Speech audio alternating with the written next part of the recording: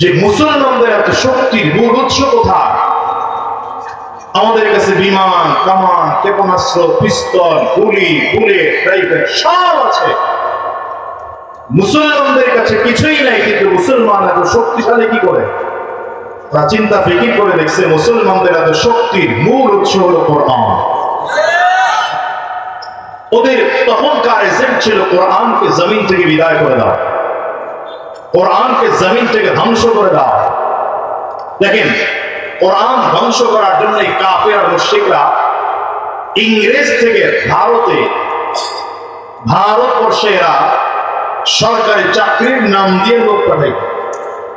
এদের কাজ ছিল এটা, মানুষকে বলতো আমরা সরকারি চাকরি করি, ডিউটি করি, ভেতরে ভেতরে এদের কাজ ছিল কোরআনুল কারীম মাদ্রাসা থেকে, মসজিদ থেকে, লাইব্রেরি থেকে, কারখানা থেকে, ছাপাখানা থেকে কোরআনের কপিগুলো কালেকশন করা, আর কালেকশন করে করে এগুলো জ্বালিয়ে পুড়িয়ে ছাই করে দেওয়া। ওদের মনের চিন্তা হলো যদি কোরআনকে জ্বালিয়ে পুড়িয়ে শেষ করে দেওয়া যায়, একটা সময় এমন হবে যে কোরআন সমাজের মধ্যে আর পড়ার লোক থাকবে না, কোরআনের কোন মানুষই দুনিয়ায় খুঁজে পাওয়া যাবে। তা আপনারা বলেন তো, আমি কিন্তু আগেই বলছিলাম উঠা বসা করলে আমি মাহফিল শেষ করি। এই রোগগুলো যার মধ্যে আছে জীবনে কোনোদিন কোনো মাহফিল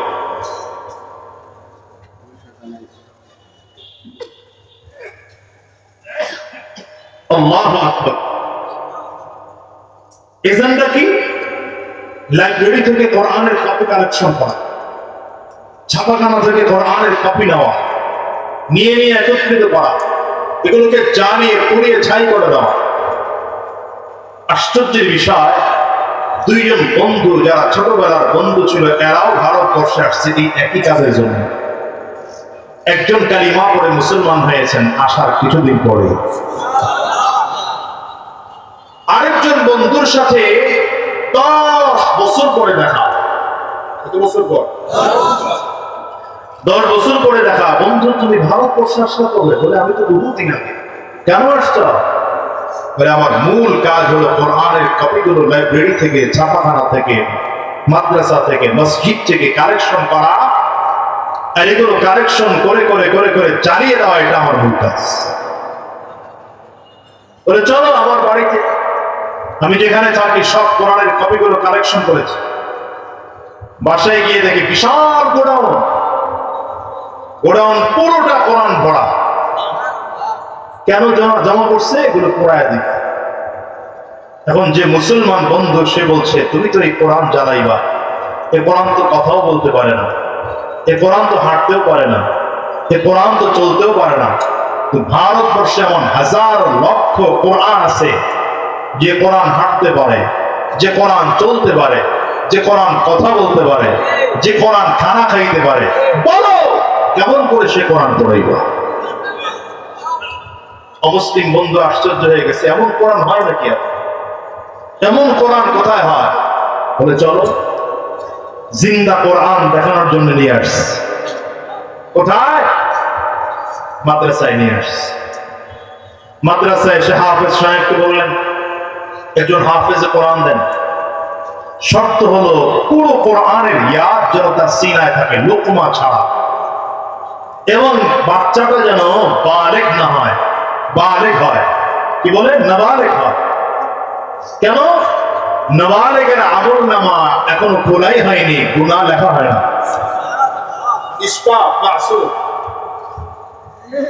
হাফেজ সাহেব মাদ্রাসার একজন নাবালেগ বাচ্চা দিয়েছে, যে এখনো বালেগ হয়নি, কিন্তু পুরো কোরআনের ইয়াদ আছে। ছোট্ট বাচ্চার সামনে দাঁড়িয়ে বলছে, বাবা তুমি আমাদেরকে পুরো কোরআন দাঁড়িয়ে একটু শোনাতে পারবা? বলে অবশ্যই পারবো, তবে আমার শর্ত হলো আমি যাকে তাকে কোরআন তেলাওয়াত শোনাই। যেমন বাচ্চা দিয়েছে, বাচ্চার শর্ত মারা। বলে কোরআন যদি আমার থেকে শুনতে হয় তাহলে শর্ত হলো মসজিদে আপনাদেরকে ওযু করে, গোসল করে, পাক পবিত্র হইয়া মসজিদে কিবলামুখী হয়ে বসতে হবে, এরপর আমি কোরআন তেলাওয়াত শোনাবো। শুনবে কে? একজন মুসলমান বন্ধু আর একজন ইহুদি। কোরআনের বিরুদ্ধে, সে কোরআন পড়ানোর জন্য আসছে। ফজরের নামাজ কমপ্লিট করে নাস্তা কমপ্লিট করে কোরআন শুনতে বসছে।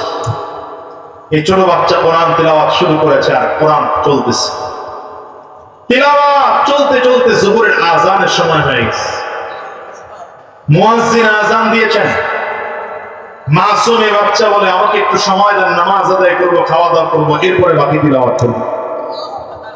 এই ছোট্ট মাসুম বাচ্চার সাথে মসজিদে দাঁড়িয়ে ওই মুসলমান বন্ধু নামাজ আদায় করছে। কাফির বন্ধুটা কিছুক্ষণের জন্য বের হয়ে গেছে। আবার যোহরের নামাজ শেষ, বিরতি শেষ, আবার তিলাওয়াত শুরু। আসরের নামাজের বিরতি, আবার বাকি তিলাওয়াত শুরু। মাগরিবের নামাজের বিরতি, আবার তিলাওয়াত শুরু। তিলাওয়াত চলতে চলতে চলতে চলতে তিলাওয়াত চলতেছে কোরআনুল শরীফের শেষ সূরা কুল আউযু বিরাব্বিন নাস,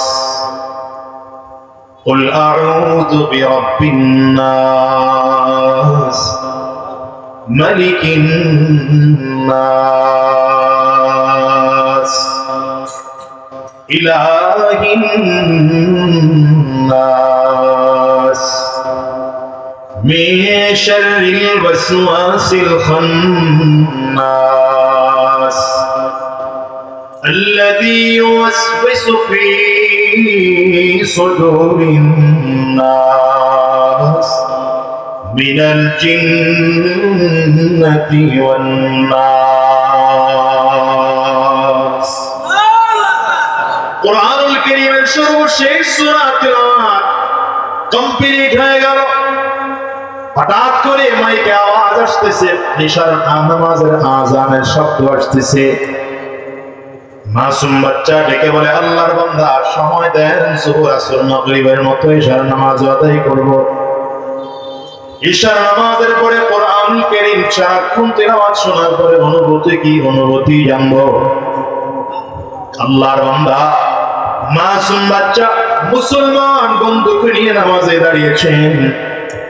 কাফির বন্ধুকে বাকি 4 ওয়াক্ত নামাজের মতো করে বললেন, তুমি মসজিদ থেকে বের হয়ে যাও, যেহেতু তুমি নামাজ আদায় করবে না, তুমি মসজিদ থেকে বের হও। কাফির বন্ধু এক কদম সামনের দিকে বাড়ায়, আবার পেছন দিকে ফিরে তাকায়, আবার সামনের দিকে কদম বাড়ায়, আবার পেছন দিকে তাকায়, বারবার করে সামনের দিকে কদম বাড়ায়, আবার পেছন দিকে তাকায়। হঠাৎ করে দৌড়তে এসে হাফিজে কোরআনের হাত ধরেছে, ওই মুসলিম বন্ধুটার হাত ধরেছে। ভাই, যোহরের আযান দিলে তোমরা আমাকে মসজিদ থেকে বের করে দিলা, তোমরা দুইজন নামাজ আদায় করলা। আসরের আযান দিলে তোমরা আমাকে বের করে দিলা, দুইজন নামাজ আদায় করলা। মাগরিবের আযান দিলে আমাকে বের করে দিলা, তোমরা দুইজন নামাজ আদায় করলা।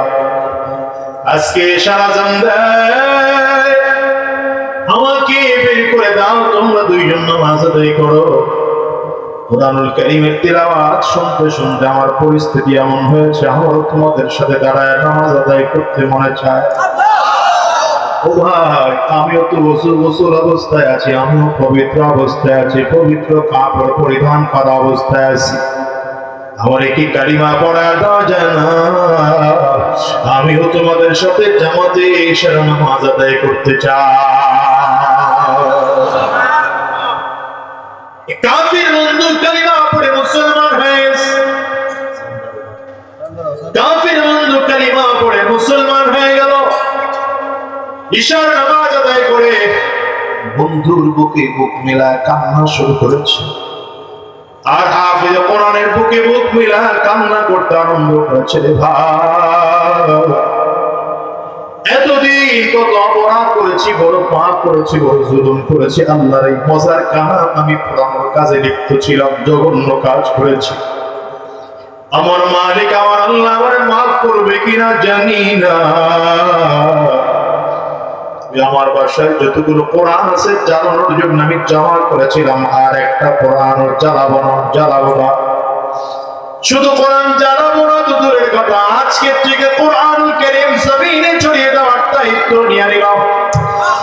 ভাই, আমি আর আমার দেশে ফিরে যাব না। তুই যদি কোনোদিন আমার বাড়িতে ফিরে যাও, আর আমার বাবা মা আত্মীয় স্বজনদের সাথে কোনোদিন যদি সাক্ষাৎ হয় আমার আত্মীয় স্বজনদের জানায়া দিও তোমাদের সন্তানদের পাঠাইছিলাম ভারতবর্ষে কোরআন কারীম জ্বালিয়ে পুড়িয়ে শেষ করে দেওয়ার জন্য, কিন্তু আমার আল্লাহর কোরআন তোমাদের সন্তানদের সিনার মধ্যে থেকে কুফর জ্বালিয়েছে, শিরিক জ্বালাইয়া পোড়াইয়া ছাই করে দিয়া তোমার সন্তানের সিনার মধ্যে আল্লাহর কোরআন নূর ঢুকায় দিছে।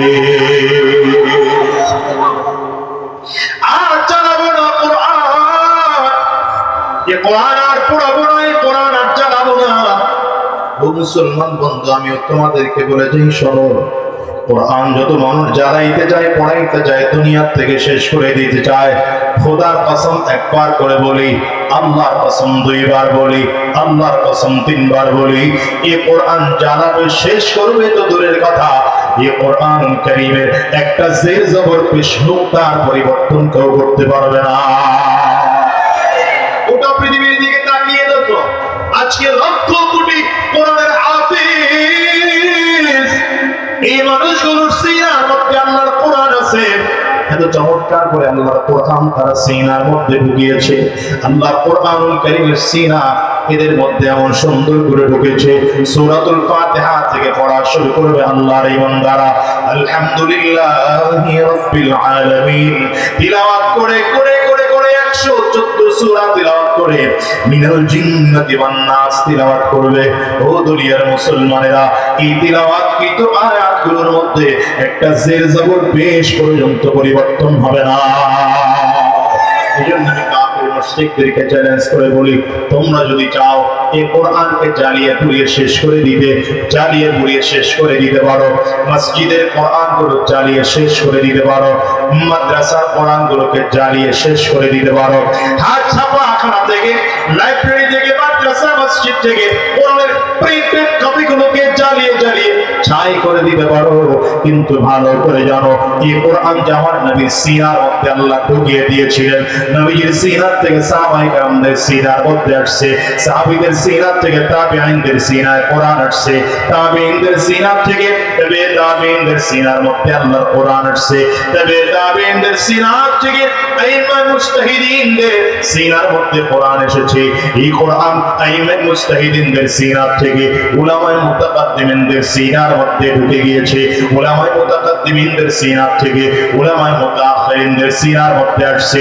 বর্তমান বিশ্ব লক্ষ কোটি হাফেজ, যে মানুষগুলো কোরআনুল কারীমের তিলাওয়াত এখনো এত চমৎকার করে করে সারা পৃথিবীর কোরআনগুলোকে যদি পড়িয়ে জ্বালিয়ে ছাই করে দেওয়া হয়, নতুন করে কোরআন আবার লেখা হবে, হাফিজে কোরআন নবীর কোরআন লিখবে, একটা জের জবর পেশ নুক্তার পরিবর্তন হবে না।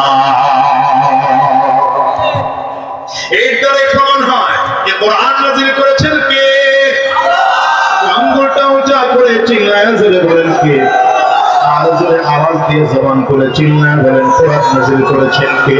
এইজন্য রব্বুল কারীম বলেন ইন্না নাহনু নাযালনা যিকরা ওয়া ইন্না লাহু লাহাফিযুন।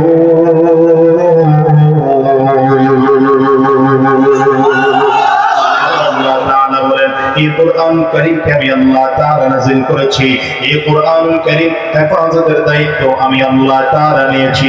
এই দুনিয়ার মানুষেরা, কোন মানুষ যদি আমার আল্লাহ পাকের কালামগুলো তিলাওয়াত করে, কোন মানুষ যদি আমার আল্লাহ পাকের কালামগুলোর উপরে আমল করতে আরম্ভ করে, কোরআনের উপরে কোন মানুষ যদি নিজের জীবনকে সাজিয়ে নিতে পারে, এই মানুষটা দুনিয়ায় শান্তি পায়, আখিরাতেও শান্তি পায়। বলবেন হুজুর, এই যুগে কোরআনুল কারীম তো আছে, আমার নবীর আখলাক, এই যুগে কোন মানুষ যদি চায়, রাসূল আরবি সাল্লাল্লাহু আলাইহি ওয়াসাল্লাম আজ থেকে 1450 বছর আগে জমিন থেকে বিদায় হয়েছেন। নবী যদিও জমিন থেকে বিদায়, কিন্তু কোরআনুল কারীম পড়লে নবীর আখলাক আর সিরাতের সন্ধান পেয়ে যায়। কারণ হলো রাসূল আরবি সাল্লাল্লাহু আলাইহি ওয়াসাল্লাম জমিন থেকে বিদায় নেওয়ার পরে সাহাবায়ে কেরামদের জামাআত আম্মা জান আয়েশা সিদ্দিকা রাদিয়াল্লাহু আনহার কাছে গিয়ে প্রশ্ন করেছেন, আম্মা জান কাইফা কানা খুলুকুন নবী সাল্লাল্লাহু আলাইহি ওয়াসাল্লাম, আম্মা জান নবীর আখলাক, নবীর চরিত্রটা কেমন ছিল? রাসূল আরবি সাল্লাল্লাহু আলাইহি ওয়াসাল্লামের স্ত্রী আম্মা জান আয়েশা সিদ্দিকা রাদিয়াল্লাহু আনহা সাহাবায়ে কেরামদেরকে পাল্টা প্রশ্ন করেন, আফাতাকুরাউনাল কুরআন, এ সাহাবীরা তোমরা কি আল্লাহর কালাম কুরআন কারীম তিলাওয়াত করো না? সাহাবায়ে কেরাম বললেন, বালা, অবশ্যই আমরা কোরআন পড়ি। আম্মা জান উত্তর করে, তাহানা খুলুকুল কুরআন, আরে যদি কোরআন কারীম তোমরা তিলাওয়াত করে থাকো, নবীজির চরিত্র সম্পর্কে জানতে এসেছো, কোরআন তিলাওয়াত করলে শুনে নাও আমার নবীজির চরিত্র যা কোরআন ঠিক তা। এই জন্য আমি বলি, দুনিয়ার মুসলমানেরা, আমার আল্লাহ তাআলা পৃথিবীতে দুইটা কোরআন পাঠিয়েছেন, এক হলো থিওরিক্যাল কোরআন, আরেক হলো প্র্যাকটিক্যাল কোরআন। থিওরিক্যাল কোরআন আমাদের মাঝে প্রিন্টেড, এই কোরআন হলো থিওরিক্যাল কোরআন। 114 সূরাওয়ালা কোরআন হলো 30 পারা কোরআন হলো থিওরিক্যাল কোরআন। আর প্র্যাকটিক্যাল কোরআন হলো তোমার আমার নবী মুহাম্মদুর রাসূলুল্লাহ, চিৎকার করে জোরে বলো সাল্লাল্লাহু আলাইহি ওয়াসাল্লাম। দুনিয়ার মুসলমানেরা, আজকে সারা পৃথিবীর মধ্যে শান্তি নাই। সামাজিক জীবনে, পারিবারিক জীবনে, রাষ্ট্রীয় জীবনে, সিরতে সুরতে, লিবাসে, পোশাকে, আচার ব্যবহার, কথাবার্তা, লেনদেন, সব জায়গায় কোথাও শান্তি নেই। কেমনে শান্তি আসবে? কোরআন এই সমাজের মধ্যে নেই। আর যদি সমাজের মধ্যে কোরআন থাকতো, সমাজের মধ্যে শান্তি চলে আসতো। পরিবারের মধ্যে কোরআন থাকতো, পরিবারের মধ্যে শান্তি চলে আসতো। ও দুনিয়ার মুসলমানেরা, আমরা কোরআনের পথে চলে সম্মান আমাদের মোটেও কম না। আল্লাহর কসম করে বলে যাই, আমাদের সম্মান আল্লাহ তাআলা 1000 গুণ বেশি বাড়িয়েছে, 1000 গুণ বেশি বাড়িয়েছে। যেখানেই যায় মানুষ শুধু সম্মান করে। এটা আমার নামের কারণে নয়, আল্লাহর কোরআনের কারণে। আওয়াজ দিয়া চিল্লায় বলো ঠিক কিনা? এই কোরআনের সাথে থাকতে রাজি আছো মুসলমান? এই কথা বলো, রাজি আছো মুসলমান? কোরআনের জন্য যদি রক্ত দেওয়ার প্রয়োজন হয়, রক্ত দিতে তৈরি থাকবো। জীবনটাও যদি দেওয়ার প্রয়োজন হয়, কোরআনের জন্য জীবন দিতে কারা কারা তৈরি আছো? দুইটা হাত উঁচা করে দেখাও। কষ্ট হয় আপনাদের, অসুবিধা হয় আপনাদের? কোরআনের সাথে আছেন না নাই? এই জোরে কথা বলেন, কোরআনের সাথে আছেন না নাই? কোরআনের সাথে আজীবন থাকবো, কোরআন ওয়ালাদের সাথে থাকবো। কারণ রাসূল আরবি সাল্লাল্লাহু আলাইহি ওয়াসাল্লামের মাধ্যমে আমার আল্লাহ তাআলা জানিয়েছেন, ইন্না নাহনু নাযালনা যিকরা ওয়া ইন্না লাহু লাহাফিযুন।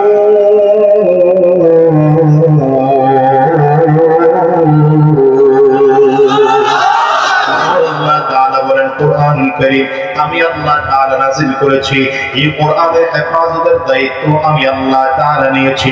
এই দুনিয়ার মানুষ আজ পর্যন্ত কোরআনকে যারা পরিমাণ চুল পরিমাণে দিক সেদিক করতে পারেনি। কিয়ামত পর্যন্ত আমার আল্লাহর এই কোরআন হেফাজত করবে, চুল পরিমাণ কেউ ক্ষতি করতে পারবে না। আমিও তোমাদেরকে বলি, শোনো, দুনিয়া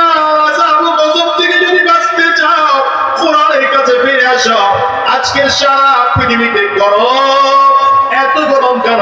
এটা আমার আল্লাহ পাকের পক্ষ থেকে বান্দার জন্য আযাব। ব্ল্যাক ফাঙ্গাস কেন? রবের পক্ষ থেকে গজব। ওই করোনা কেন? রবের পক্ষ থেকে গজব। মানুষগুলো যদি কোরআন অনুযায়ী নিজের আমলটাকে সাজায় নিতে পারে, এই সমাজের মধ্যে কোনো ঝামেলা থাকবে না, সমাজের মধ্যে কোনো ত্রুটি থাকবে না। আমার মালিক নিজে বলেন, ওয়ালাউ আন্না আহলাল কুরা আমানু ওয়াত্তাকাউ লাফাতাহনা আলাইহিম বারাকাতিন মিনাস সামাই ওয়াল আরদ। রব্বে কারীম কয়, দুনিয়ার মানুষেরা এই কোরআন অনুযায়ী কোন মানুষ যদি নিজের ঈমান আনে, আর কোরআন অনুযায়ী যদি নিজের আমলটা চালায়, ও দুনিয়ার মুসলমান, হায় রে, ভালো করে বুঝো।